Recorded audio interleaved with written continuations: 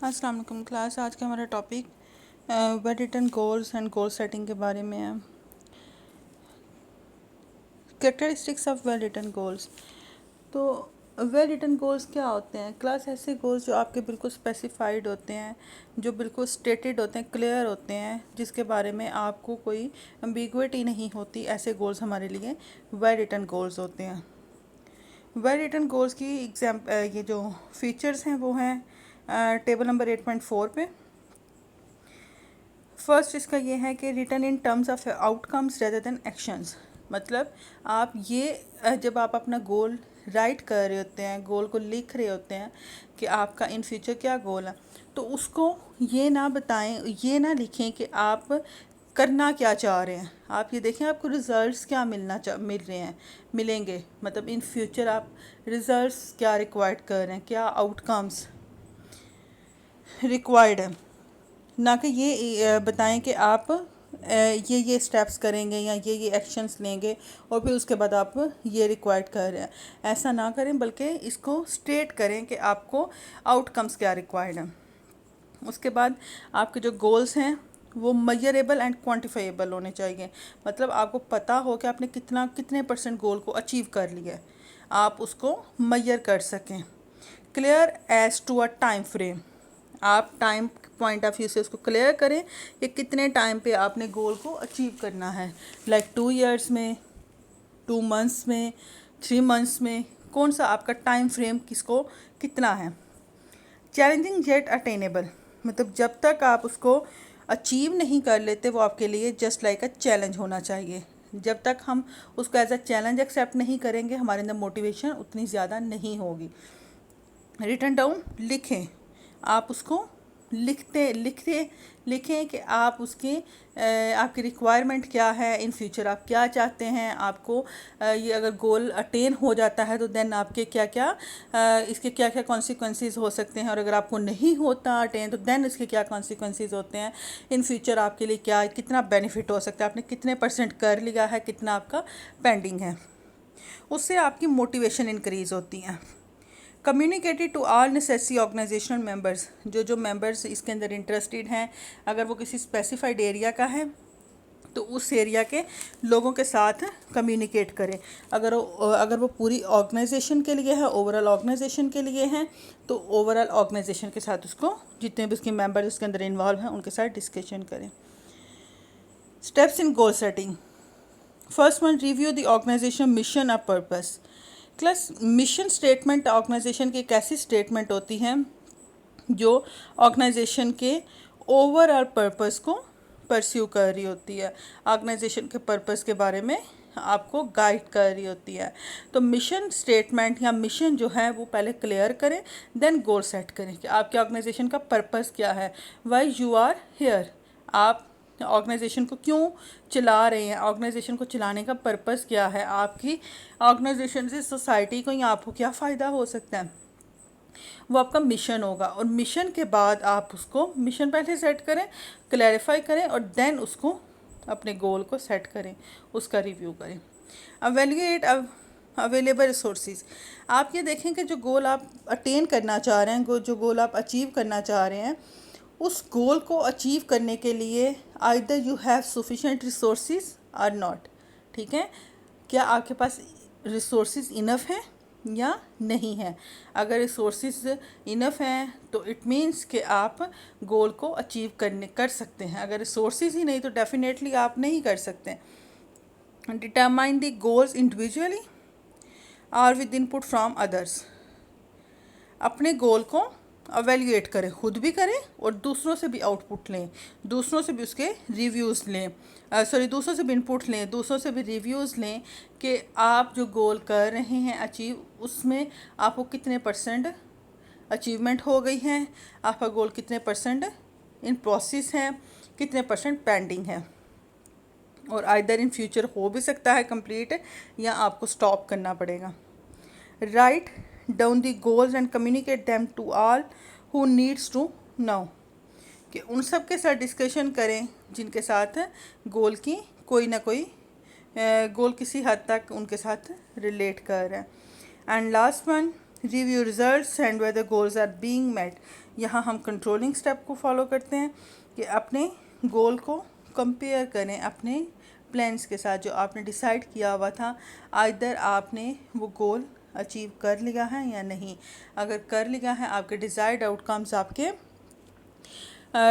Outcomes actual outcome के equal आ रहे हैं, तो इट मीन्स के आपने अचीव कर लिया है। अगर डिज़ायर्ड आउटकम ज़्यादा हैं, एक्चुअल आपके कम हैं, तो इट मीन्स के आपने अचीव नहीं किया, यहाँ आपकी गोल सेटिंग में कोई प्रॉब्लम है। उसके बाद है class developing plans. Developing plans जो है, इसमें हमारे पास 3 फैक्टर्स ऐसे आते हैं जो हमारे प्लान्स को इन्फ्लुएंस कर सकते हैं। उन 3 फैक्टर्स में सबसे पहले हमारे पास आता है ये जो कॉन्टीजेंसी फैक्टर्स हैं। इसमें सबसे पहले हमारे पास क्लास आता है level of management, second degree of environmental uncertainty and last one length of future commitments. तो जो पहला हमारे पास आ रहा है लेवल ऑफ मैनेजमेंट कैसे आपकी प्लानिंग को इन्फ्लुएंस करता है। आप ये डायग्राम देखें, ये जो चार्ट बना हुआ है, इसमें ये वो कहता है कि आपका जो टॉप लेवल मैनेजमेंट है, टॉप एग्जेक्टिव्स जो हैं, उनका फोकस है स्ट्रेटेजिक प्लानिंग पे। पहले मैं आपको क्लियर कर दूं, स्ट्रेटेजिक रिवाइज कर देती हूँ, हमने प्रीवियस लेक्चर में भी डिस्कस किया था। स्ट्रेटेजिक प्लानिंग ऐसी प्लानिंग होती है जो आपकी ओवरऑल ऑर्गेनाइजेशन के लिए होती है, ओवरऑल ऑर्गेनाइजेशन को कवर कर रहे होते हैं, उसमें ऑर्गेनाइजेशन के लिए प्लान्स डिसाइड किए जाते हैं। ऑपरेशनल प्लानिंग होती है जो स्पेसिफाइड किसी एरिया से रिलेट कर रही होती है। तो टॉप लेवल क्योंकि ओवरऑल पूरी ऑर्गेनाइजेशन के लिए होती है, तो टॉप एग्जेक्टिव्स जो हैं वो स्ट्रेटेजिक प्लानिंग बनाएंगे। उनकी जो लेवल है वो स्ट्रेटेजिक लेवल होगा, और जो फर्स्ट लेवल या लोअर लेवल आ रहा है मैनेजमेंट का, वो ऑपरेशनल मतलब अपने अपने एरियाज में फोकस करेंगे, वो किसी स्पेसिफाइड एरिया से रिलेट करेंगे। और दरमियान में जो मिडिल लेवल स्ट्रैटेजिक पे भी उतना फोकस कर रहा होता है और ऑपरेशनल पे भी। उसके बाद क्लास हमारे पास आता है सेकंड जो कॉन्टीजेंसी फैक्टर है, अनसर्टेनिटी। क्लास अगर तो अनसर्टेनिटी है, इन फ्यूचर आपको नहीं पता कि what will be happen in future, तो इट मीन्स कि आपकी अनसर्टेनिटी लेवल हाई है।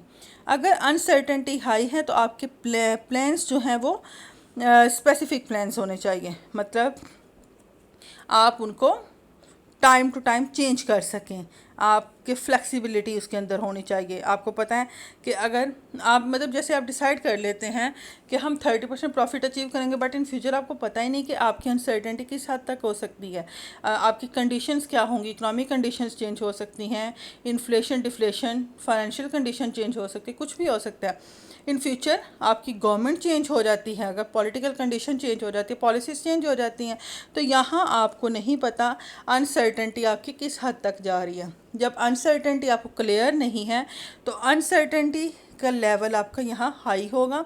यहाँ आप क्लियर स्टेटेड प्लान्स नहीं बना सकते, उसके लिए हमें स्पेसिफिक प्लान्स बनाने होते हैं जो टाइम टू टाइम हमारे चेंज हो जाएं, जिसके अंदर फ्लेक्सिबिलिटी लेवल हाई हो, हम उसको मॉडिफाई कर सकें।